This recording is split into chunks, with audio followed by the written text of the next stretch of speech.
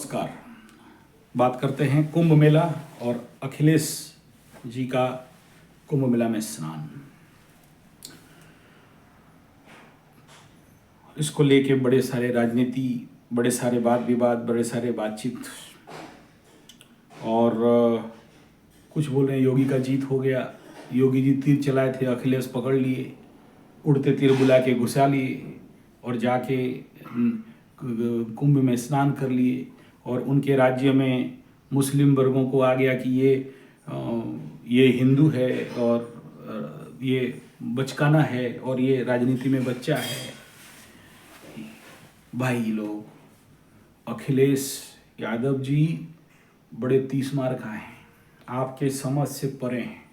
चलो, उनका टाइम बुरा चल रहा था, हार हुर गए इलेक्शन में, अलग बात है। उनका जो केतु का महादशा जो 2017 से 24 तक चला और उसके बाद इनका कुंडली के अनुसार जो भी मेरे को नेट में मिला उसी हिसाब में, हो सकता है अलग हो तो मेरा बात अलग हो जाएगा।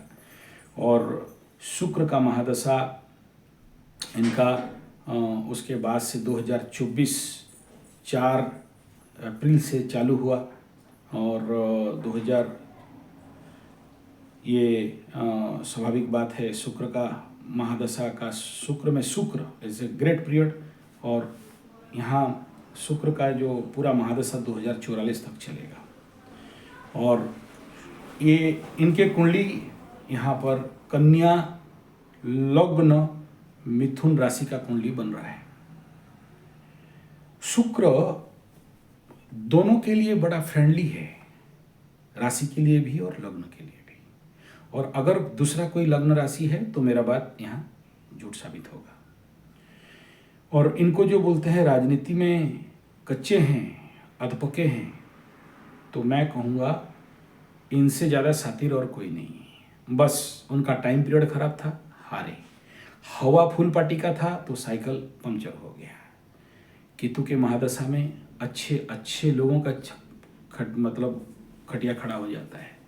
तो लेकिन उसके बावजूद भी अखिलेश यादव जी जिस प्रकार का मैं उनको देख रहा था मीडिया में और सोशल मीडिया में और न्यूज़पेपर में, तो भी इतने बुरे वक्त में भी बड़े स्ट्रॉन्ग स्टैंड के साथ खड़ा हुए। ये अलग बात है कि बहुत सारे राजनीतिक पार्टी के साथ मिल के लड़ने का कोशिश करें, स्वाभाविक बात है। उस समय कोई भी होता तो यही करता।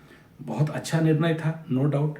लेकिन उनको नहीं पता कि बुरे वक्त में बुरे चुतिया लोग ही ज़िंदगी में आते हैं और वो लोग पीठ के पीछे छुरा भोगते हैं या फिर उनको आपका ज़िंदगी को बुरा बना के चले जाते हैं। तो चलो, वो चला गया।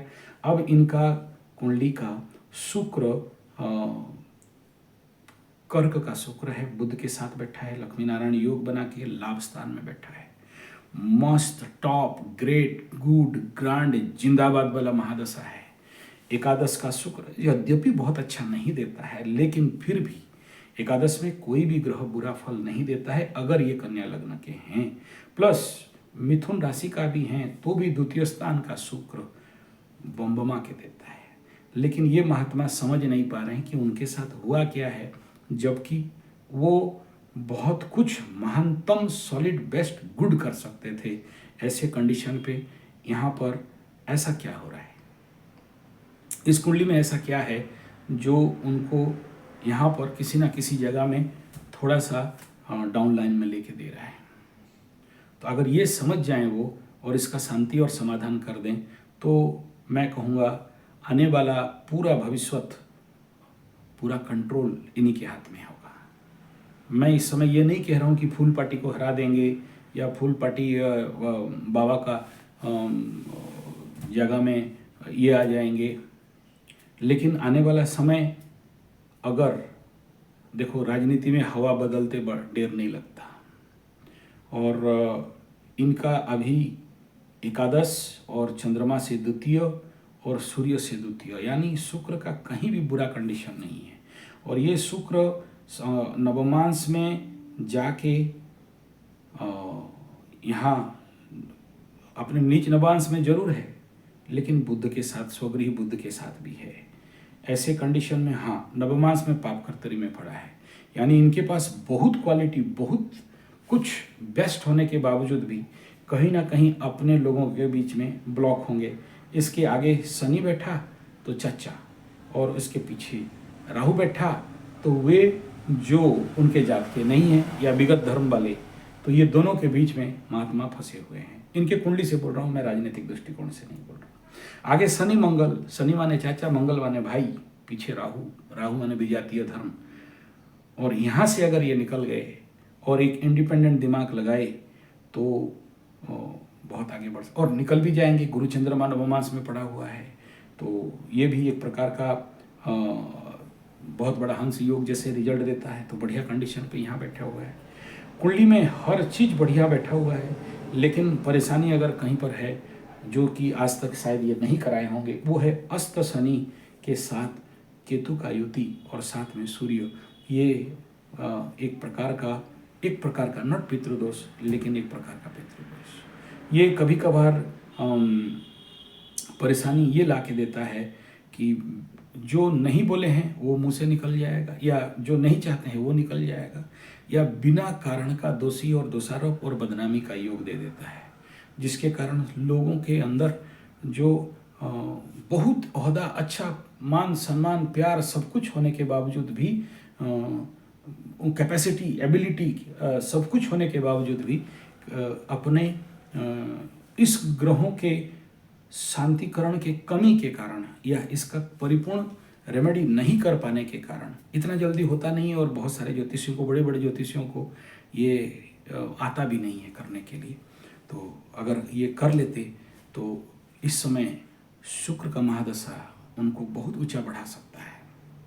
और शुक्र का महादशा को जनरली कहीं भी बैठा रहे उसको गोल्डन, बेस्ट, सॉलिड, मस्त, बढ़िया पीरियड कहा जाता है। जरूर इस शुक्र के साथ गुरु का समसप्तक योग है, ऐसे कंडीशन पे थोड़ा सा परेशानी हो सकता है, मना नहीं है। लेकिन इस शुक्र बुध के ऊपर बकरी नीच गुरु जो नीचभंग कर रहा है बकरी होके, यानी पहला मिस्टेक, उस फास्ट गलती, उसके बाद सुधार। तो उस सुधार में आदमी, मतलब जिंदगी भीम जैसे है, एक बार हारेगा उसके बाद उठ के जीतेगा, खड़ा हो जाएगा। यानी कितना भी नेगेटिव कंडीशन आ जाए, आंतरिक मानसिक बल इनके पास कोई कमी नहीं रहता है। इस कंडीशन पे ये एक नेचुरल लेवल पे आने वाला समय में रॉक करने वाले हैं। और हो सकता है अगर आगे समय में राजनीतिक हवा बदले, वो तो देश का कंडीशन ही बताएगा और दिख भी रहा है, तो ऐसे कंडीशन पे फिर से ये वापस करेंगे, इसका भी संभावना बहुत है। हाँ, लग्न से चतुर्थ में राहु और चंद्रमा से सप्तम में राहु, मेंटल टेंशन, मानसिक तनाव, हाई ब्लड प्रेशर, कुछ भयंकर भय, फियर फोबिया, इनर कॉन्फिडेंस में कमी, ये दे सकता है। लेकिन इसको ये जो शनि केतु है, शनि केतु हालांकि ये श्रापित योग नहीं है, लेकिन एज इट इज श्रापित योग जैसे काम करता है। और सबसे बड़ा परेशानी यहाँ पर यह है कि इस शनि के ऊपर मंगल का भी दृष्टि है और मंगल के ऊपर शनि का भी दृष्टि है। ऐसा परिस्थिति में ये थोड़ा सा ऐसा कहा जा सकता है कि इनको कभी भी सिक्योरिटी से बाहर जाके, प्रोटोकॉल से बाहर जाके कोई भी बड़ा रिस्क नहीं लेना चाहिए। ये थोड़ा सा थ्रेट रहता है, लाइफ थ्रेट। ऐसे कंडीशन पे मंगल अगर शनि केतु चंद्रमा सूर्य एक साथ देखे, इस कुंडली में चतुर्ग्रही राजयोग भी है, बहुत बढ़िया है। इस समय शुक्र का महादशा चल रहा है और बढ़िया है। और अगर ये कुंडली गलत है तो अलग बात है। अच्छा, यहाँ पर लग्न से पंचम का गुरु है, बहुत आदमी ज्ञानी होता है, बुद्धि प्रखर होता है। और ऐसे देखिए, बृहस्पति को बताया गया वाचस्पति विद्महे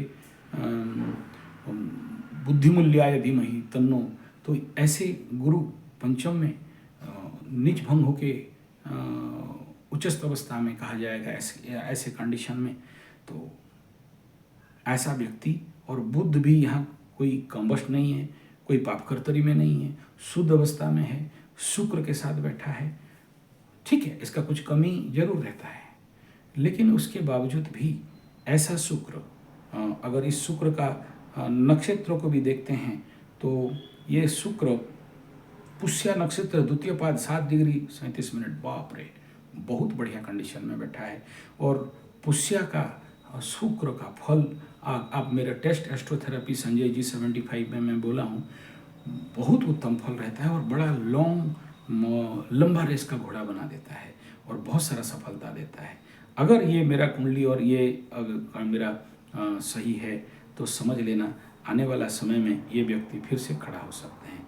लेकिन इनका कार्मिक लेवल दसम स्थान को अगर देखा जाता है और दसम स्थान में ये जो दोष लगा हुआ है शनि केतु और सूर्य का और चंद्रमा का, चतुर्ग्रही योग राजयोग है जरूर, लेकिन एक प्रकार का दसम स्थान में सडन अप डाउन का स्थिति है। इसका शांतिकरण अगर ये कर देते हैं तो फिर इनके प्रोग्रेस डेवलपमेंट को कोई नहीं रोक सकता है। और बाकी इस कुंडली में कहीं पर बहुत ज़्यादा दोष नहीं है। बड़ा दोष एक ठो है जिसको मैं उस समय पार किया था, वो है दैवी प्रकोप दोष। यानी क्या, चंद्र कुंडली से द्वादशाधिपति शुक्र द्वितीय स्थान में आ गए हैं। इसको अगर ये समझ जाएंगे और इसका ऊपर अगर इसका सही शांतिकरण और निवारण कर देते हैं तो ऐसा आदमी का जिंदगी बम बम सॉलिड गुड मस्त टॉप बढ़िया रहता है। जरूर लग्न से दसम का शनि एक बार पटकनी देता है तो ये पटकनी का पीरियड है, फिर से उठ जाएंगे। दसम का केतु एक जगह में स्टडी होने नहीं देता है। आज राजनीति कर रहे हैं तो कल कुछ बिजनेस करेंगे, परसों सेवा काम करेंगे, नरसों कुछ और करेंगे। तो ऐसे कंडीशन पे 4 सोर्स ऑफ इनकम और 4 स्टेप मतलब 4 प्लेटफॉर्म इनके ज़िंदगी में आके खड़ा रहेगा। तो ये निर्भर करता है इनके ऊपर। लेकिन ये चंद्र जब केतु के साथ रहता है तो यहाँ स्वाभाविक बात है मेंटल लेवल पे डाउनफॉल दे सकता है। लेकिन चंद्रमा यहाँ प्रचंड वर्गोत्तमी अवस्था में है और शनि और चंद्रमा विषयोग भी बना के बैठे हैं और व्यक्ति 7.5 का जन्म है। ऐसे कंडीशन में अमावस्या का भी दोष लगा हुआ है। कोई बात नहीं, बड़े बड़े नेताओं का मैं देखा हूँ ऐसा योग लगते हुए। और आप इनका भी देख सकते हो, प्रशांत किशोर जी का भी मैं कुंडली देख रहा था तो वहाँ भी ऐसा दोष है। लेकिन बर्तन उसके बावजूद भी इतने टॉप लेवल पे जननायक बन के आज प्रशांत जी, बिहार वाले प्रशांत नायक, ऐसा याद नहीं आ रहा है नाम, तो प्रशांत किशोर जी तो जननायक और जनताओं के हृदय में बसने वाला नेता है। तो अखिलेश भी यादव जी भी आसपास के ठीक ऐसे ही जननायक हैं, जिसके हृदय में बैठ गए वो इतना जल्दी इनको हृदय से नहीं निकाल सकते हैं। उनका जो स्ट्रॉन्ग वोट बैंक है या इनका जो फैंस हैं फॉलोअर्स हैं वो हैं ही। और अखिलेश जी मैं जितना देखा हूँ उनके ज़िंदगी में, उनके टाइम में बड़े सारे रोड बनाने से, रोड प्रोजेक्ट से लेके बड़े सारे, चलो राजनीतिक वैमनस्यता और बदनामीकरण होता है, कोई क्या बोले अलग बात है, लेकिन मैं जितना देखा हूँ, जितना पढ़ा हूँ उनके बारे में, एक बहुत बढ़िया और उत्तम किस्म के नेतृत्व उनका मैं देखा हूँ। ठीक है, कुछ गलत डिसीजन हर एक आदमी का होता है, जिसको जो चीज़ नहीं देना चाहिए वो दे दिया गया। जैसे कुंभ मेला कोई आजम खान को दे दिए और उसमें ऐसा हो गया, वो हो गया। वो सब बड़े बड़े लोगों का छोटे छोटे होते हैं, वो कोई मायूस होने का विषय नहीं है।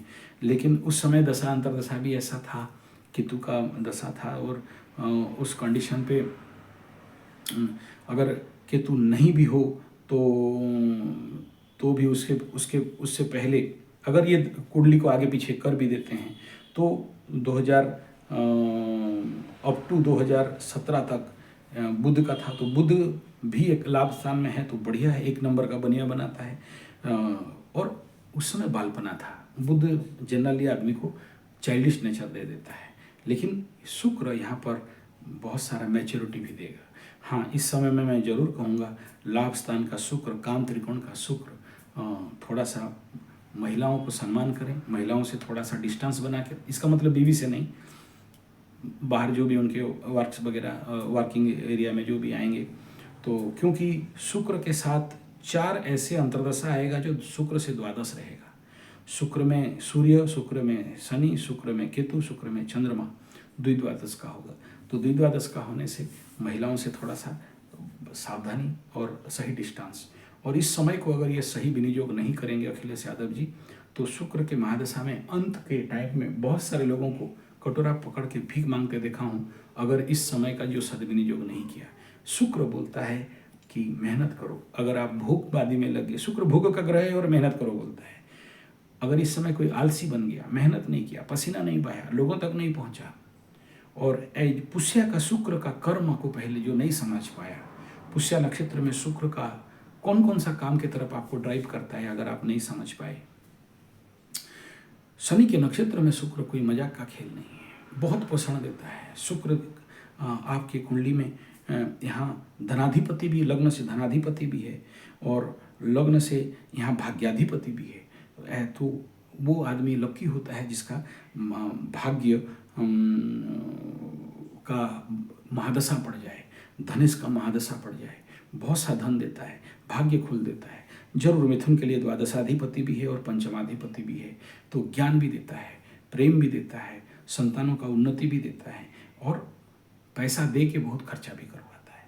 तो हर दिशा से अच्छा है ये कि शुक्र द्वितीय स्थान में रह के अष्टम स्थान को देखेगा और अष्टम का गुरु को देखेगा चंद्रमा से, और लग्न का लाभस्थान में बैठ के पंचम को भी देखेगा। तो ऐसे कंडीशन में हर दिशा से बहुत अच्छा स्थिति है। लेकिन यही है, आदमी के ज़िंदगी में जब ऐसे कुंडली होता है जहाँ पर दो बड़े बड़े ब्लॉकेजेस हैं, दो बड़े बड़े ऑब्स्टकल्स हैं, दो बड़े बड़े दुर्योग पड़े हुए हैं, जिसका पाप प्रभाव के कारण आदमी को विकास, फर्निश, फिनिशिंग और कर्म बाधा दे देता है। यानी आपके पास सब है लेकिन आपको फ्लो नहीं मिल रहा है।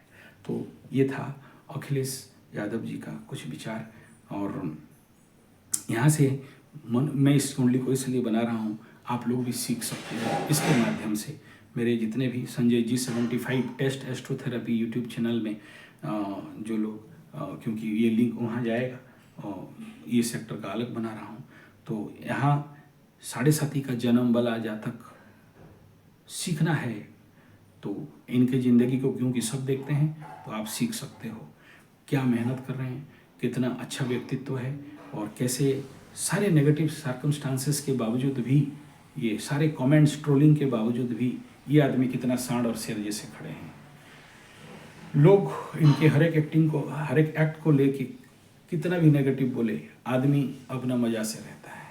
उनको उनके विधानसभा में भी वो, या उनका जो भी ऐसे वहाँ है, जैसे राज्यसभा, लोकसभा, विधानसभा होता है वहाँ, तो उसके बावजूद भी वो कैसे एक मैनेजमेंट लेवल पे, कन्या लग्न राशि वाले बड़े मैनेजमेंट वाले होते हैं, जहाँ कोई काम नहीं हो रहा हो उसको छोड़ दो, वो करके आ जाएंगे। हाँ, मिथुन और चंद्रमा ऐसे हो जाने से थोड़ा सा मन के अंदर कामना वासना वगैरह रहता है, लेकिन ये कहीं दिखता नहीं है, या कहीं इस प्रकार का कोई बदनामी अभी तक आया नहीं है। बाकी लोगों के लिए आया है, मैं देखा हूँ। देखिए, बिना आग का तो धुआं होता नहीं है, लेकिन इनके ज़िंदगी में ऐसा अभी तक आया होगा तो मेरे आंख में नहीं पड़ा है। तो इस हिसाब में देश के लिए एक उत्तम व्यक्तित्व है, एक अच्छा राजनीतिक तर्पे हैं, और उनके पीछे बैकग्राउंड भी बहुत अच्छा है। राजनीति में उंगली उठाना कोई बड़ा बात नहीं है, लेकिन पब्लिक है, सब जानती है। तो इस पर्सनालिटी वाइज एक उत्तम नेतृवर्ग जरूर है।